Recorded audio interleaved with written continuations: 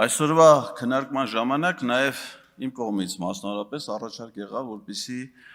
օրենքի նախագծի հեղինակը կառավարությունը հետ վերցնի նախագիծը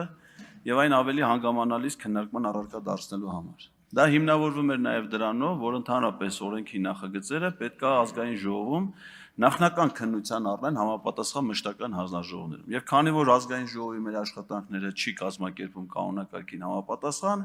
եւ մենք ունենք կոպտագույն խախտում, որ ըստ էության կառավարության կառուցվածքի վերաբերյալ հարցը քննարկում ենք այն ժամանակ, երբ որ կառավարության անդամները արդեն նշանակվել են, կառավարության ծրագրին խորհրդարանը հավանության արժանացել,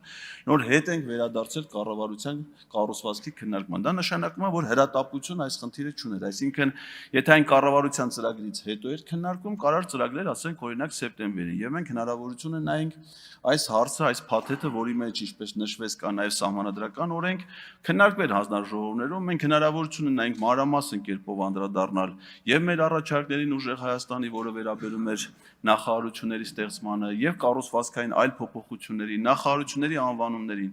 բայց սա ցույց է տալի, թե ինչ մշակույթ է առհասարակ ձևավորվել Հայաստանում խորհրդարանական գործունեության համար։ Իհարկե դուք կարող եք միշտ փաստարկել քանակական մեթոդի կիրառումը, որ մենք թվականակով շատ ենք, հետեւաբար մենք ենք որոշումներ կայացնում, ու ընդհանրապես կապ չունի, ուրիշ ինչ առաջարկներ գոյություն ունեն, այդ առաջարկները ինչքանով են հիմնավոր, չկա, իսկ խորհրդարան ինչով է խորհրդարան, որպեսզի կարծիքներ հնչեն, այդ կարծիքները քննարկման առարկա դառնան,